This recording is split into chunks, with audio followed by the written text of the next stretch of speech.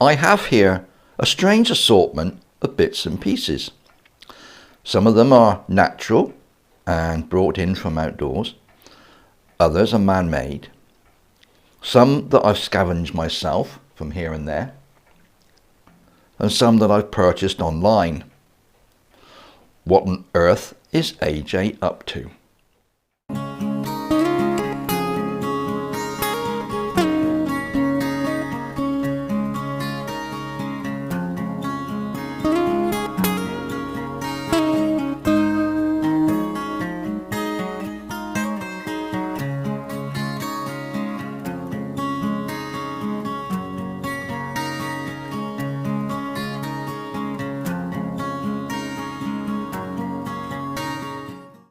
Well, hello, welcome back to The Life's Good, and something a little different today, although I'm still sitting on the couch in my front room. Last time I showed you outside and showed you the little patches of grass around my bungalow and discussed the possibility of my installing some raised beds and growing fruit, veg, flowers, whatever, outside my little bungalow here. However, in the meantime, I really needed to do something with plants and growing and so on and so forth, and I was wondering, what on earth can I do? Now, I'd started purchasing a few houseplants. I think I showed you the orchid the other day, which is behind you at the moment, which is an absolutely fabulous plant and covered in blooms, and a couple of others like this one, and I've got a palm, all sorts of succulents around the place as well. I don't have any cacti, not been my thing, although I could be swayed, you never know. But I was doing a little bit of sort of surfing, as it were, on the World Wide Web and going through YouTube, and I came across a number of videos on terrariums. And a terrarium, in effect, is a sealed ecosystem, and using a jar similar to this mason jar here, this is a 2-litre mason jar. It's got a sealed lid. You can clamp the lid down. It's got a silicone seal in there, so it's airtight. You use a vessel like this and you create an ecosystem inside, which is a living environment. So with various layers, a drainage layer and some soil and plants and a few ornaments or natural materials like rocks, bit of bark, bit of twig, that sort of thing. You can create a little miniature world that, once it's sealed and it's set up, will look after itself pretty well.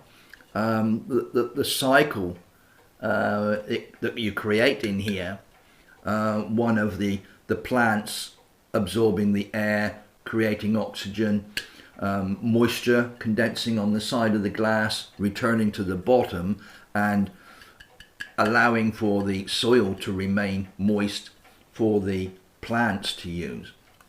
You create this little world within the jar, and I became quite fascinated by the idea, so I've decided to have a go, hence all these bits and pieces on my table here. Now, I'm going to have a go at making my first one. I'm going to be following someone else's instructions that I've acquired from YouTube, and have a go at creating my own little world, a little garden that I can keep indoors, and apart from a little bit of routine maintenance, will sustain itself and continue growing and recycling, and be a pleasure to look at, and bringing the outdoors indoors will sort of add something extra to my environment here in my little home. Well, the first thing I did was to wash and dry the mason jar in some warm soapy water to make sure that it was clean. There was nothing in there that was going to cause any problems in the future.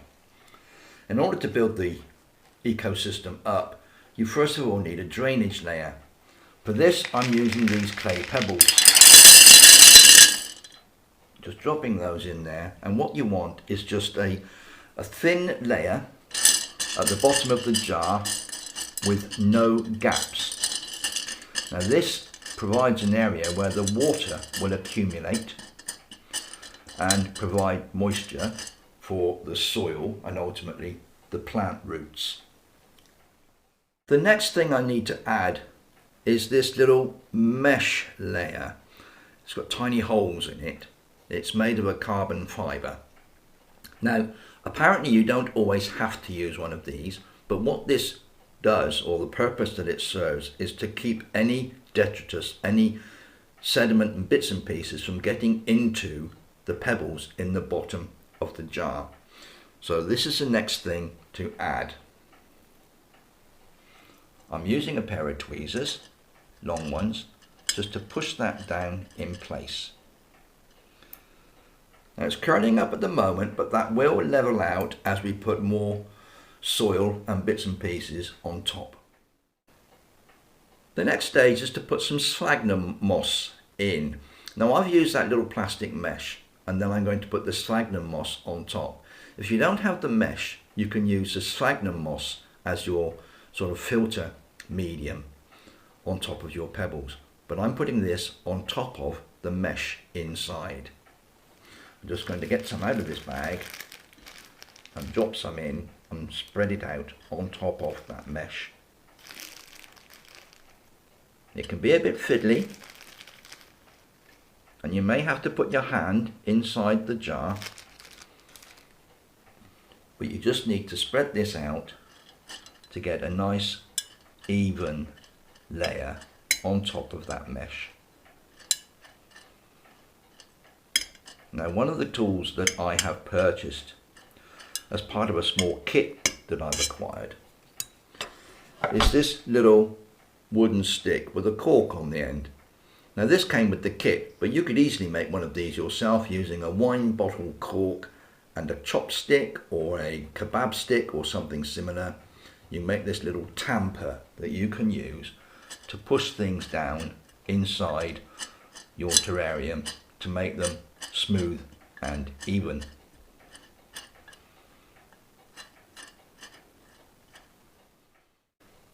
The next thing I'm going to add is some activated charcoal. This is actually quite a fine mix. You can get coarser grains. You can use your barbecue charcoal, providing it is lumpwood charcoal and not the briquette style. But charcoal acts as a filter media and will help to purify things and kill off any sort of bacteria and bits and pieces. I've got mine in the jug here. I'm just going to put that bit back in and add some in the top there on top of the sphagnum moss. You may want to get in there again with your brush or something of that nature and spread this around a little bit.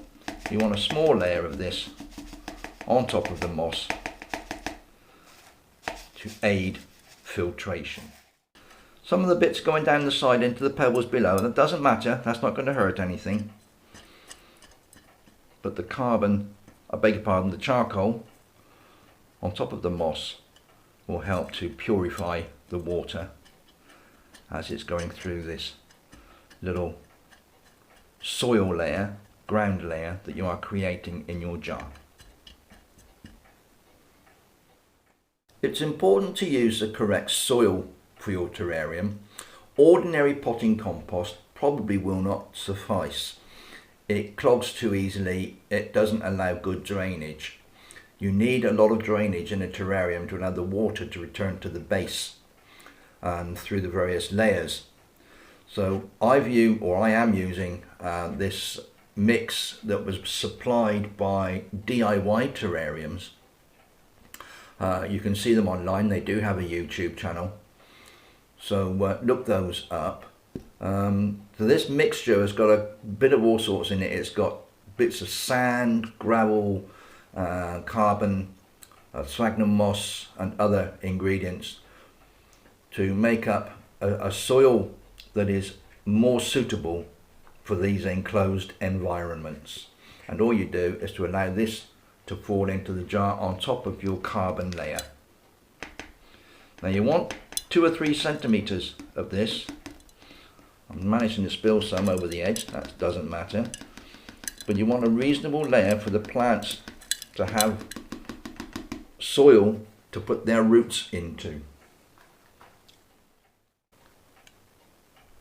As I'm putting the soil in position, I'm also aware of what is going to be the front and the back of this jar. Now what I'm considering is that far corner on the left hand side would be the high point, and this front corner here is the low point. I purchased this set of plants online, advertised as a set of 7 in a small pot.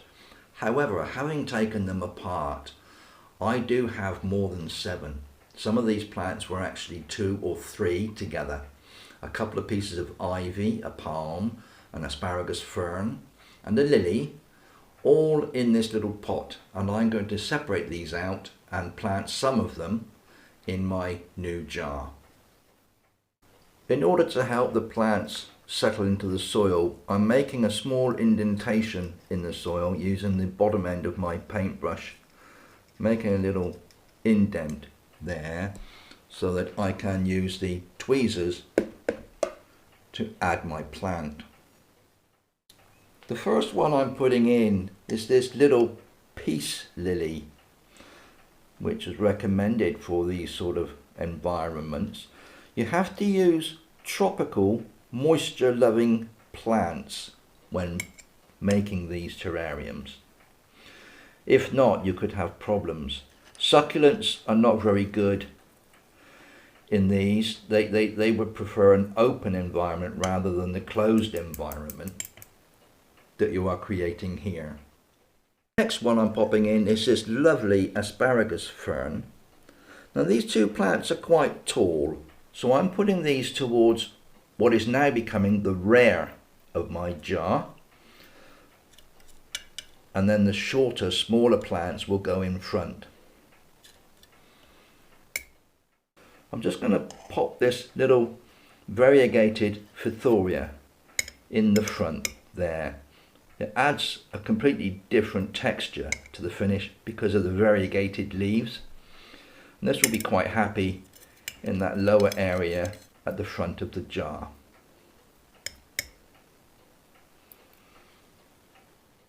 I'm popping a second Phythoria on the other side there, just to sort of balance it a little bit. I'm now getting to the stage where I can start adding what we would call hardscape to this jar. I'm using these few stones and pebbles that I've collected myself, and I have boiled in water for a good 10 to 15 minutes to make sure there's nothing on there that's going to add any problems to my terrarium. So this is the exciting part now, and you can use your artistic flair to create a pleasant looking environment within your jar.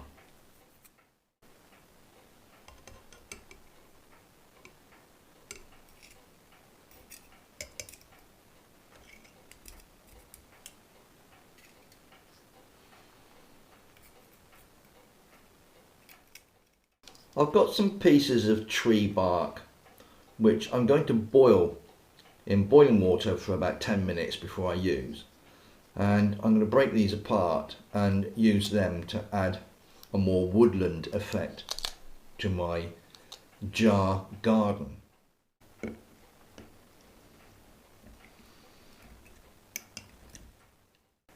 No woodland scene would be complete without at least a little bit of ivy, and I'm popping a little piece of English ivy in that corner just to let it grow there and perhaps ramble across my scape.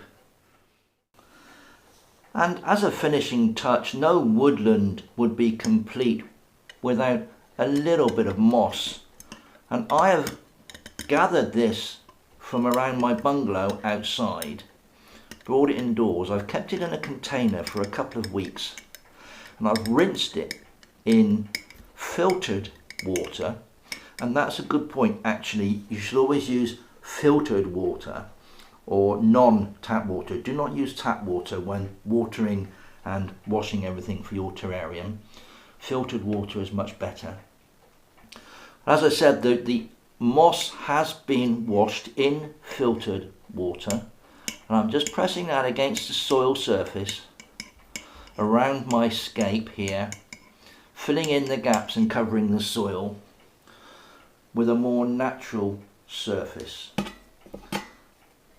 So just little bits placed in on top of the soil, and that will root and grow and cover the soil and make it look more wood-like and very aesthetically pleasing. And as a final step, we need to water it. I've got myself a little spray bottle here, and I made sure it was clean by giving it a wash in some warm soapy water, rinsed it in clean cold water. And this contains filtered water. I have a filter jug with a carbon filter in it. I make sure that carbon filter is replaced frequently, and the filtered water is much better to use within your closed terrarium. So a quick misting with this now is all that's required to start this away. This is essentially replicating rain, and it runs down the side of the jar. Now I am trying to spray onto the jar and not all over the plants, although that is quite difficult. And the secret to watering one of these is a little is actually more. Too much water will create a problem within your terrarium. The roots could rot on your plants. So just enough to moisten the soil and start this little system working away. And there we have it. All I have to do now is to close the lid and find a little location to set this up so I can admire it at my leisure.